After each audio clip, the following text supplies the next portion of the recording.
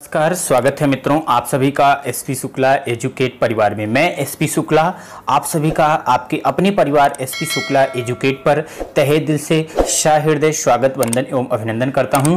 और मैं आशा करता हूं कि इसके पहले के जो 4 पार्ट्स हुए हैं उन सभी पार्ट को आपने देखा होगा और आपके अंदर एक अनुभव अब ये जागृत हो रहा होगा कि ये जो questions of the day GK और जीएस का मैं आपके बीच में लेकर के आ रहा हूं, इसकी कितनी बड़ी उपयोगिता आपके एग्जाम में होने वाली है उसके बारे में भी आज आप कमेंट करके बताइएगा। और एक रिक्वेस्ट आप सभी मित्रों से करूंगा, करबद्ध निवेदन है, आप समझ लीजिए मेरा हर बच्चे से, जो भी बच्चा लाइव देखे, आपको मैं बताना चाहूंगा, मैं लास्ट में एक प्रश्न पूछता हूं। प्रत्येक दिन लास्ट में एक प्रश्न पूछा जाता है जिसका जवाब मैं अगले पार्ट में देता हूं। तो प्लीज आपसे रिक्वेस्ट है कि लास्ट में पूछे गए प्रश्न का जवाब आप कमेंट के माध्यम से जरूर दिया करिए, सही या गलत। इससे यह समझ में आता है कि आपकी तैयारी कितने अच्छे से हुई है। तो चलिए अब इस शो को स्टार्ट करेंगे। उससे पहले कि हम आपको बता देना चाहेंगे, आप हमारे फेसबुक पेज, टेलीग्राम चैनल को ज्वाइन करिए और यूट्यूब पर सब्सक्राइब करिए और हमें आप जो है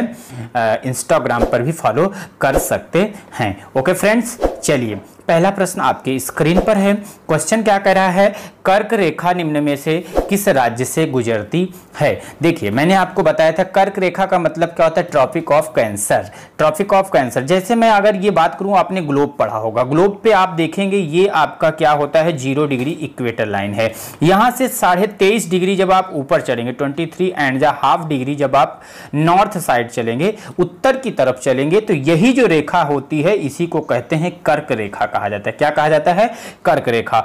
और 23.5 डिग्री मित्र अगर आप साउथ में चलेंगे तो ये जो रेखा होती है इसको कहते हैं मकर रेखा।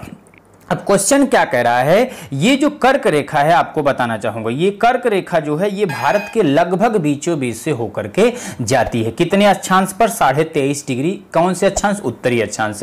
भारत के कुल कितने राज्यों से होकर के जाती है, तो बताना चाहूंगा ये भारत के कुल 8 राज्यों से होकर गुजरती है, जिसमें मैं आपको नाम दिखा सकता हूं। पहले नाम लिखिए, आप जो है मैप के माध्यम से देख लीजिएगा। मैं आपको मैप दिखाना चाहूंगा, ये रहा मैप आपके सामने, देखिए, जिसमें आपको दिख रहा है गुजरात, राजस्थान, मध्य प्रदेश, छत्तीसगढ़, झारखंड, पश्चिम बंगाल, त्रिपुरा और मिजोरम राज्य शामिल हैं। अब यानी अब इससे आपको ये समझ में आ गया कि इसमें कौन सा राज्य ऐसा है। क्वेश्चन आपको क्या करा है, निम्नलिखित में से किस राज्य से गुजरती है कौन रेखा, कर्क रेखा। तो बिल्कुल आपको आसान सा जवाब मिल गया है, झारखंड का नाम आ रहा है। आपका इस क्वेश्चन का सही जवाब क्या हो गया, ऑप्शन बी हो गया। एक बात, दूसरी बात मैं आपको बताना चाहूंगा, इसको याद करने का भी एक आसान सा ट्रिक है, इस तरीके से भी आप याद कर सकते हैं। जैसे मैं कहूं मित्र पर गमछा, मित्र पर गमछा झार, इस तरीके से भी आप याद कर सकते हैं। मी से होता है मिजोरम, त्रा से हुआ त्रिपुरा, पा से हुआ पश्चिम बंगाल, रा से हुआ राजस्थान, गा से हुआ गुजरात,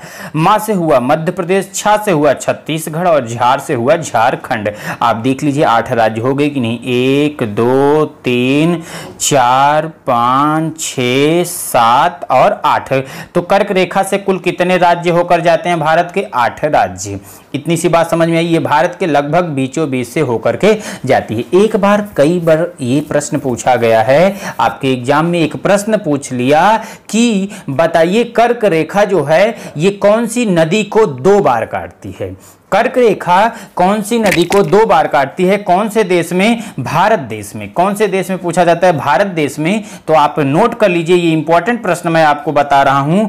माही नदी का नाम आपने सुना होगा। कौन सी नदी, माही नदी। तो भारत में माही नदी जो है ये कर्क रेखा को 2 बार काटती है, ऐसे ही आप समझ लीजिए, या जैसे आपको आसानी से समझ में आए उसको आप समझ लीजिए। आशा करता हूं कि ये प्रश्न आपको समझ में भी आ गया होगा। आगे बढ़ जाएंगे नेक्स्ट प्रश्न नंबर की तरफ। अगला प्रश्न आपके स्क्रीन पर, निम्नलिखित में कौन सा राज्य पूर्वोत्तर की 7 बहनों का सदस्य है। देखिए 7 सिस्टर्स जिसको बोलते हैं, भारत के पूर्वोत्तर राज्य, भारत के पूर्वोत्तर राज्य की बात करूंगा अगर मैप में आपको दिखाना चाहूंगा अगर, तो देखिए मैप तो आपने देखा ही है, मैं ऐसे ही देख लीजिए। जैसे ये मैं भारत का नक्शा मान लीजिए, मैं मैप में दिखाना चाहता हूँ। ये आप देखिए मैप है, यहाँ आपको पता है ये ईस्ट वेस्ट नॉर्थ और south, east west north south की बात कर रहे हैं। अब जो भारत के पूर्वोत्तर राज्य हैं, इधर आप देखेंगे तो यहाँ आपका अरुणाचल प्रदेश, नागालैंड, मणिपुर, मिजोरम, त्रिपुरा, मेघालय और असम है। यही जो राज्य हैं, यही इन्हीं राज्यों को सेवन सिस्टर्स के नाम से यानी 7 बहनों के नाम से जाना जाता है। यानी आप फिर से समझ लीजिए कि आपसे क्वेश्चन कह रहा है कि निम्नलिखित में कौन सा राज्य पूर्वोत्तर की 7 बहनों का सदस्य है। तो भारत के पूर्वोत्तर राज्य जो हैं वही कौन कौन से राज्य, अरुणाचल प्रदेश, नागालैंड, मणिपुर, मिजोरम, त्रिपुरा, मेघालय और असम को 7 बहनों यानी 7 सिस्टर के नाम से जाना जाता है। आपको मैं लिख देता हूं, आप शहरों के नाम लिख लीजिए जैसे कि आपको याद रहे। पहला एक तो हो गया आपका अरुणाचल प्रदेश, बहुत ही इंपॉर्टेंट प्रश्न है मित्र। आप हमारे साथ हमेशा कॉपी पेन लेकर के बैठा करिए, एक एक पॉइंट को नोट करते रहा करिए। अरुणाचल प्रदेश, उसके बाद दूसरा आप नोट कर लीजिए अरुणाचल प्रदेश के बाद नागालैंड, नागालैंड के बाद आपका आता है मणिपुर, मणिपुर के बाद आपका नाम आ जाता है भैया मिजोरम, मिजोरम के बाद आता है त्रिपुरा, त्रिपुरा के बाद नाम आ जाता है मेघालय, उसके बाद आता है असम। तो देखिए यही जो पूर्वोत्तर के 7 राज्य हैं, इन्हीं राज्यों को जो है क्या कहा जाता है, 7 बहनों के नाम से जाना जाता है, यानी 7 सिस्टर्स के भी नाम से जाना जाता है। आगे बढ़ जाएंगे नेक्स्ट प्रश्न की तरफ। प्रश्न नंबर 3 आपके सामने, भारतीय मानक समय IMT की यामोत्तर रेखा किस राज्य से नहीं गुजरती। बहुत ही इंपॉर्टेंट प्रश्न है। भारतीय मानक समय कहने का मतलब क्या है, इंडियन स्टैंडर्ड टाइम जो है, इंडियन मीन टाइम या इंडियन स्टैंडर्ड टाइम जो है, मानक की यामोत्तर रेखा जो होती है कहाँ से गुजरती है। पहला प्रश्न तो ये आ जाता है, कितने राज्यों से होकर गुजरती ये आता है। तो आपको बताना चाहूँगा भारतीय मानक समय की यामोत्तर रेखा जो है 82.5 अंश 82.5 डिग्री कौन से जगह से जाती है भैया, पूर्वी देशांतर देश के 5 राज्य, देश के कौन कौन से 5 राज्य हैं भैया। एक तो हो गया आपका अपना यूपी, दूसरा हो गया MP, उसके बाद हो गया आपका छत्तीसगढ़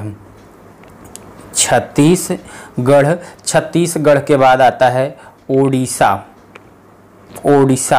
ओडिशा के बाद नाम लिख लीजिए आप एक और आंध्र प्रदेश। तो देखिए बहुत प्यार से समझिए, बहुत ही प्यारा प्रश्न है। 2-3 तरीके से पूछा जाता है।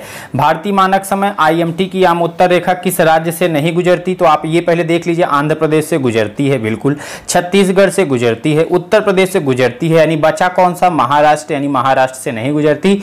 यानी इस क्वेश्चन नंबर 3 का सही जवाब कौन सा हो जाएगा, C। आप 5 राज्य आपको याद होना चाहिए, उत्तर प्रदेश, मध्य प्रदेश, छत्तीसगढ़, ओडिशा, आंध्र प्रदेश। ठीक है, इन 5 राज्यों से होकर के गुजरती है। चलिए अगले प्रश्न की तरफ चलते हैं। प्रश्न नंबर 4 आपके सामने, क्षेत्रफल की दृष्टि से विश्व में भारत का कौन सा स्थान है। एक प्रश्न अक्सर आपके एग्जाम में आता है, इसके कई सारे रीजन हैं। इस प्रश्न पे मैं थोड़ा सा अच्छे से चर्चा करूंगा, मित्र थोड़ा सा टाइम दीजिएगा। देखिए क्षेत्रफल की दृष्टि से आपको पता है भारत का जो स्थान आता है वो 7वें स्थान पर है। कौन से स्थान पर आता है, मैं थोड़ा सा पेन को मोटा है इसको पतला करता हूं। देखिए क्षेत्रफल की दृष्टि से भारत का विश्व में कौन सा स्थान आता है फ्रेंड्स, 7वें स्थान पर आता है। कौन कौन से देश इससे बड़े हैं क्षेत्रफल में, तो उनके अगर बात करें, फिर से समझिएगा, क्षेत्रफल की दृष्टि से पूछ रहा है तो 7वां है। अगर यही जनसंख्या की दृष्टि से पूछता तो जनसंख्या की दृष्टि से दूसरा है, यानी चाइना के बाद दूसरे स्थान पर आता है। अब देखिए भारत से बड़े कौन कौन से देश हैं, तो आप जान जाइए। सबसे पहले रूस, जिसको हम रसिया कहते हैं, रूस के बाद आता है आपका कनाडा, रूस के बाद कनाडा के बाद जो है आता है आपका अमेरिका, यानी संयुक्त राज्य अमेरिका, अमेरिका के बाद आता है आपका जो है चाइना, जिसको चीन कहते हैं, चीन हो गया। और उसके बाद आता है ब्राजील के बाद नाम आता है ऑस्ट्रेलिया का, ऑस्ट्रेलिया के बाद जो है आपका अपना देश भारत देश आ जाता है। एक बात आप समझना मित्र, 2-3 तरीके से पूछे जाते हैं। ये पुराने जमाने के क्वेश्चन है, अब नए जमाने में भी ट्रेंड चेंज करके प्रश्न आपसे कैसे पूछा जा सकता है, पहले ये समझिए। मैंने आपको बताया कि क्षेत्रफल की दृष्टि से भारत का रूस, कनाडा, संयुक्त राज्य अमेरिका, चीन, ब्राजील एवं ऑस्ट्रेलिया के पश्चात विश्व का 7वां स्थान है। इसका कुल क्षेत्रफल भारत का कितना है, तो आपको भारत का कुल क्षेत्रफल भी पता होना चाहिए 32 लाख। भारत का कुल क्षेत्रफल आपको पता होना चाहिए 32,87,263 32,87,263 वर्ग किलोमीटर। ये भारत का क्षेत्रफल है। कितना है, बहुत इंपॉर्टेंट पॉइंट मैंने बताया कि भारत में, अगर आपसे ये जानिए कि वर्तमान समय में कितने राज्य हैं, तो भारत में वर्तमान समय में 28 राज्य एवं 8 केंद्र शासित प्रदेश। पहले जैसा कि आपको पता है 9 हो गए थे, लेकिन 2 केंद्र शासित प्रदेशों को एक साथ मिलाने के बाद जो है अब भारत में 28 राज्य एवं 8 केंद्र शासित प्रदेश हो गए हैं, जैसा कि हम आशा करते हैं कि आपको पता भी होगा। नहीं पता तो आप जान जाइए। अब देखिए, इसका कुल क्षेत्रफल आपको बताया। अगर हम बात करेंगे भारत के समस्त भूमंडल में, यानी पूरे विश्व में अगर देखा जाए संसार के समस्त क्षेत्रफल के स्थलीय भाग का अगर भारत के पास देखें कि कितना परसेंट है, तो लगभग भारत के पास 2.43% यानी 2.4% है। भारत में संपूर्ण विश्व की जनसंख्या अगर पूछा जाए, ये तो आपसे क्षेत्रफल मैं पूछ रहा था, अगर यही कहता जनसंख्या के बारे में थोड़ी सी चर्चा कर लेता हूं। देखिए, अगर मैं कहता कि विश्व की जनसंख्या के हिसाब से भारत में संपूर्ण विश्व की कितने परसेंट जनसंख्या रहती है, तो 17.5% जनसंख्या निवास कर रही है। 2011 की जनगणना के अंतिम आंकड़ों के अनुसार ये आंकड़ा मैं आपको बता रहा हूं, अब हो सकता है बढ़ गया हो। भारत के मुख्य भूमि का जो विस्तार है आपसे पूछा जाता है, जैसे ये भारत देश है, तो भारत देश में ये आप देख रहे हैं, ये पूरब है, ये पश्चिम है, ये उत्तर है और ये दक्षिण है। पूरब और पश्चिम के बीच की जो दूरी है वो है 2900, ये पूरब और पश्चिम जो है 2933 किलोमीटर, 2933 किलोमीटर। और उत्तर से दक्षिण के बीच की जो दूरी है ये है 3214 किलोमीटर। ये भी प्रश्न अक्सर आपके एग्जामिनेशंस में पूछा जाता है, इसलिए मैं आपको बता रहा हूँ। इतनी सी बातें समझ में आई मित्र, यहाँ तक किसी को किसी प्रकार से दिक्कत नहीं होनी चाहिए। अगर मैं जनसंख्या की बात करूंगा, ये तो मैंने क्षेत्रफल की बात किया कि क्षेत्रफल के आधार पर ये स्थिति है। अगर आप जनसंख्या की बात करेंगे मित्र, तो जनसंख्या में पहला स्थान जो है आपका चाइना का आता है, फिर दूसरा स्थान जो है भारत का आता है, और तीसरा स्थान जो है संयुक्त राज्य अमेरिका का आता है। किसका आता है? संयुक्त राज्य अमेरिका का। एक प्रश्न इसीलिए बहुत बार पूछा है, वह कौन सा देश है, ध्यान से समझिएगा, सुनिएगा प्रश्न, वह कौन सा देश है जो कि क्षेत्रफल की दृष्टि से और जनसंख्या की दृष्टि से समान स्थान पर आता है, यानी क्षेत्रफल में भी वही स्थान है और जनसंख्या में भी वही स्थान है, तो देश है संयुक्त राज्य अमेरिका। संयुक्त राज्य अमेरिका क्षेत्रफल की दृष्टि से भी उसी स्थान पर आता है और आपका जो है जनसंख्या की दृष्टि से भी उसी के स्थान पर आता है। अच्छा, कुछ और 1-2 पॉइंट मैं जान लेता हूं। जैसे 6 देश तो आपने देखा, 7वें स्थान पर आपका भारत देश है, ठीक है, 7वें स्थान पर भारत देश है। लेकिन इसके बाद आपसे 8, 9, 10 भी पूछा जा सकता है कि भारत के बाद किसका स्थान आता है 8वें स्थान पर, 9वें स्थान पर, 10वें स्थान पर। तो आपको कम से कम इतना स्थान तक पता होना चाहिए। तो 8वें स्थान पर अर्जेंटीना आता है। एक बार प्रश्न पूछ लिया आपके एग्जाम में कि बताइए भारत के बाद क्षेत्रफल में कौन सा देश है, तो अर्जेंटीना आता है। कौन सा आता है भैया? अर्जेंटीना।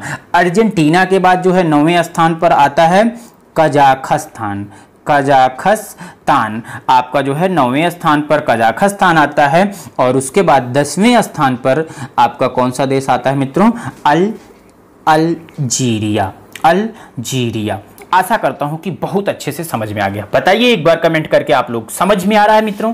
मजा आ रहा है? आप एंजॉय कर रहे हैं इस शो का? आइए आगे बढ़ जाते हैं अगले प्रश्न की तरफ। प्रश्न नंबर 5वां देखिए, भारत का क्षेत्रफल पाकिस्तान से लगभग कितना गुना है? बहुत ही अच्छा प्रश्न है। मैंने आपको बताया ना कि जब आपको क्षेत्रफल के बारे में अच्छे से पता होगा तो चीजें आपकी ऑटोमेटिक अच्छी होगी। भारत का क्षेत्रफल अभी भी बताया आपको कि 32,87,263 वर्ग किलोमीटर है। और वर्तमान में पाकिस्तान का क्षेत्रफल देखा जाएगा तो 8,81,913 वर्ग किलोमीटर है। यहाँ वर्ग किलोमीटर दोनों में रहेगा, जान लीजिए। तो देखिए, ये भारत का क्षेत्रफल और ये आपका पाकिस्तान, तो 8 चौको 32, एक बारगी में अगर आप देखेंगे तो लगभग 4 की मल्टीपल आ रही है।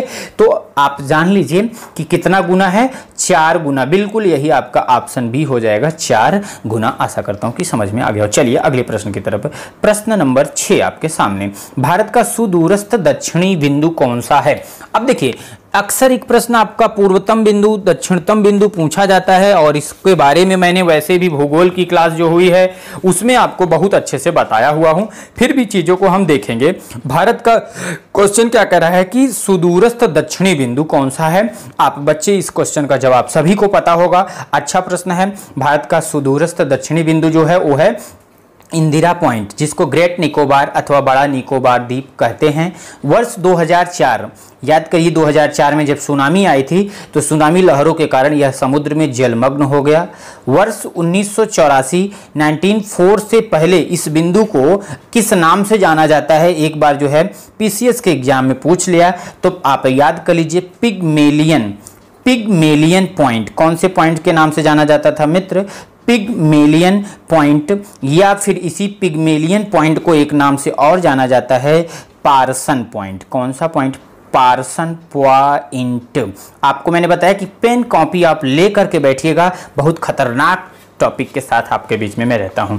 अब देखिए, अब ये तो खत्म हो गया। अब भारत का सुदूरस्थ उत्तरी बिंदु जो है वो क्या है? इंदिरा कॉल है। इंदिरा कॉल सुदूरस्थ अगर उत्तरी बिंदु पूछेगा तो इंदिरा कॉल जो है ये ऊपर की तरफ जब देखेंगे तो जम्मू कश्मीर आ जाता है। ठीक है, इस क्वेश्चन का सही जवाब क्या हो गया? इंदिरा पॉइंट। चलिए आगे बढ़ जाते हैं अगले प्रश्न की तरफ। प्रश्न नंबर 7वां आपके सामने, भारत में सबसे छोटा दिन कब होता है? अब देखिए, छोटा दिन बड़ा दिन क्यों होता है, किसके कारण होता है, इन सब के बारे में हम किसमें जानते हैं? ज्योग्राफी के अंतर्गत, भूगोल के अंतर्गत बहुत अच्छे से पढ़ेंगे। तो देखिए, भारत में सबसे छोटा दिन जो होता है वो 22 दिसंबर को होता है। कब होता है मित्र? 22 दिसंबर 22 दिसंबर को होता है। क्यों? क्योंकि 22 दिसंबर को सूर्य जो होता है मकर रेखा पर लंबवत चमकता है। इस स्थिति को शीत अयनांत कहते हैं। क्या कहते हैं? शीत अयनांत, जिसको हम कह सकते हैं विंटर सोल्स्टिस कहते हैं। इस समय उत्तरी गोलार्ध में दिन छोटा तथा रातें क्या होती हैं? बड़ी होती हैं। ये भी क्वेश्चन आपसे पूछा जाता है। अगले क्वेश्चन की तरफ बढ़ेंगे। प्रश्न नंबर 8, कैलाश मानसरोवर की यात्रा पर जाने वाले तीर्थयात्रियों को तिब्बत में प्रवेश करने के लिए किस दर्रे को पार करना होता है? अक्सर एक प्रश्न आपका दर्रे से रिलेटेड पूछा जाता है। मैं दर्रा बहुत अच्छे से पढ़ाया हूं ट्रिक के माध्यम से, फिर भी यहां देख लीजिए। देखिए, कैलाश मानसरोवर की बात कर रहा है, तो कैलाश मानसरोवर की यात्रा पर जाने वाले तीर्थयात्रियों को तिब्बत में प्रवेश करने के लिए नाथुला, यहां पर आपको दिख रहा है ना, नाथुला दर्रे से होकर के जाना पड़ता है। किस दर्रे से मित्र? नाथुला दर्रे। अच्छा, ये नाथुला दर्रा है कहां? आपको बताना चाहूंगा, सिक्किम का नाम आपने सुना होगा। सबसे छोटा राज्य है भारत का जनसंख्या के आधार पर, सिक्किम और इसके बाद आप एक दूसरा देख लीजिए, लिपुलेख दर्रा जो है कहाँ है? ये लिपुलेख दर्रा जो है ये उत्तराखंड को पार करना पड़ता है। तो इसमें आपको नाथुला दर्रा दिया है, इसलिए आप जानते रहिए कि यही हो गया। बाकी वो देता तो वो भी हम कर सकते। फिर से समझ लीजिए, लिपुलेख दर्रा उत्तराखंड को पार करना पड़ता है। नाथुला दर्रा भारतीय राज्य सिक्किम को तिब्बत चुंबी घाटी से जोड़ता है, जबकि लिपुलेख दर्रा हिमालय पर्वत श्रेणी में अवस्थित भारत, उत्तराखंड, तिब्बत, चीन के मध्य, तिब्बत का मतलब ही हुआ चीन के मध्य एक दर्रा है। यानी ये भी एक दर्रा है और ये भी दर्रा है, लेकिन जो पूछ रहा है क्वेश्चन यहाँ कैलाश मानसरोवर के लिए, तो इसमें क्या हो जाएगा? आपका ऑप्शन डी हो जाएगा। आइए आगे बढ़ जाएंगे प्रश्न नंबर 8 के बाद प्रश्न नंबर 9 पर। क्वेश्चन नंबर 9 आपकी स्क्रीन पर, जोजिला दर्रा जोड़ता है। अब देखिए, जोजिला दर्रा किसको किसको जोड़ता है? ये भारत की ही बात कर रहा है। तो जोजिला दर्रा हिमालय पर्वत का पश्चिमी भाग है। पहली चीज तो आप ये जान जाइए। डायरेक्टली एक बार क्वेश्चन पूछा है कि हिमालय पर्वत का कौन सा भाग है, तो हिमालय पर्वत का पश्चिमी भाग है। पहला पॉइंट, हिमालय पर्वत का पश्चिमी भाग है, जो कहाँ स्थित है? पंजाब हिमालय में स्थित है। कहाँ पर स्थित है भैया?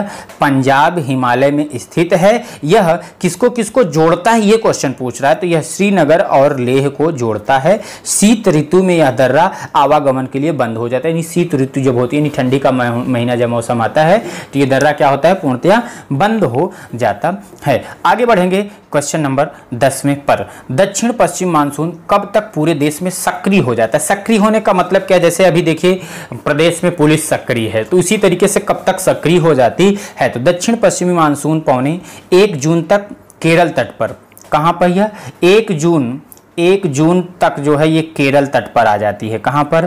केरल तट पर। तथा 10 से 15 जून तक अगर देखें तो ये भैया मुंबई व कोलकाता पहुंच जाता है। इस प्रकार 15 जुलाई तक यह संपूर्ण भारतीय उपमहाद्वीप में सक्रिय हो जाती है। भारत में मानसूनी पवनें सर्वप्रथम अंडमान निकोबार द्वीप समूह में 1 मई को पहुंचती है। लेकिन क्वेश्चन क्या कर रहा है? दक्षिण पश्चिमी मानसून कब तक पूरे देश में, यहां पूरे देश की बात कर रहा है। अगर पूरे देश की ना बात करता तो हम ये कह सकते थे कि 10 से 15 जून, या हम ये डायरेक्टली कह सकते हैं कि 10 से 15 जून तक मुंबई व कोलकाता में। लेकिन पूरे देश की बात कर रहा है तो पूरे देश में ये भैया 15 जुलाई तक सक्रिय हो जाती है। यानी इस क्वेश्चन का सही जवाब हुआ ऑप्शन डी 15 जुलाई। ओके फ्रेंड्स, कैसा लगा आज का शो? पिछले वाले पार्ट में मैंने आपसे क्वेश्चन पूछा था, संविधान का निम्न अनुच्छेदों में कौन एक उपबंधित करता है कि मत बराबर होने की दशा में लोकसभा के अध्यक्ष का मत निर्णायक होगा और वह उसका प्रयोग करेगा? तो मित्र, बहुत ही अच्छा प्रश्न है ये। उत्तर प्रदेश के पीसीएस एग्जाम में पूछा हुआ प्रश्न है। आपको बताना चाहूंगा, अनुच्छेद 100 यानी आपका ऑप्शन सी तो हुआ ही। अनुच्छेद 101 के अनुसार इस संविधान में यथा अन्यथा उपबंधित के सिवाय प्रत्येक सदन की बैठक में या सदनों की संयुक्त बैठक में सभी प्रश्नों के अवधारण अध्यक्ष को अथवा सभापति या अध्यक्ष के रूप में कार्य करने वाले व्यक्ति को छोड़कर उपस्थित और मत देने वाले सदस्यों के बहुमत से किया जाएगा। सभापति या अध्यक्ष अथवा उस रूप में कार्य करने वाला व्यक्ति प्रथमतः मत नहीं देगा, किंतु मत बराबर होने की दशा में उसका निर्णायक मत होगा और वह उसका प्रयोग करेगा। किसके अनुसार, किस अनुच्छेद के अनुसार? तो अनुच्छेद 100 के अनुसार। फिर से प्रश्न समझिएगा, बहुत सारे हमारे स्टूडेंट्स, हमारे विद्वान साथी इस प्रश्न को आप समझ ही नहीं पाए थे कि कौन किसके मत को। तो सभापति जो होता है, जो अध्यक्ष होता है, ये भी देखिए साफ साफ लिखा है कि संविधान का निम्न अनुच्छेदों में, यानी अनुच्छेद तो पूछ रहा है, संविधान का निम्न अनुच्छेदों में से कौन एक उपबंधित करता है कि मत बराबर होने की दशा में लोकसभा के अध्यक्ष, यानी जब मत बराबर हो जाए, पहले नहीं देगा लेकिन यदि बराबर हो जाता है, ऐसी स्थिति में सभापति या अध्यक्ष या फिर उस रूप में जो कार्य करने वाला व्यक्ति होगा, प्रथमता मत नहीं देगा किंतु मत बराबर होने की दशा में उसका निर्णायक मत होगा और वह उसका प्रयोग कर सकता है, निर्णायक होगा और उसका प्रयोग करेगा। किस अनुच्छेद के अनुसार? तो अनुच्छेद 100 के अनुसार। आशा करता हूं कि आज के पार्ट को आपने बहुत अच्छे से बखूबी से अंजाम दिया, बहुत अच्छे से आपने समझा। आइए आज के प्रश्न के बारे में पूछते हैं जिसका जवाब आपको कमेंट के माध्यम से देना है। भारत के निम्नलिखित राज्यों में से किसकी तट रेखा सबसे लंबी है? अब आपको बताना है तट रेखा सबसे ज्यादा किसकी लंबी है। महाराष्ट्र, आंध्र प्रदेश, केरल, गुजरात। इस क्वेश्चन का जवाब आपको देना है कमेंट के माध्यम से। ओके फ्रेंड्स, अपना ख्याल रखिए, अपने चाहने वालों का ख्याल रखिए। Okay, thanks for watching. Video को देखने के लिए बहुत बहुत हृदय धन्यवाद देना चाहूंगा। अभी भी ऐसे हमारे विद्वान साथी जो चैनल पर नए हैं, चैनल को सब्सक्राइब करें, बेल आइकन को प्रेस करें। आप टेलीग्राम जरूर ज्वाइन करिए, जहां पर आपको इसका पीडीएफ भी मिलता रहेगा और भी हमारे जो महत्वपूर्ण इंपॉर्टेंट नोट्स होते हैं वो भी आपको प्राप्त होते रहेंगे। Okay friends, take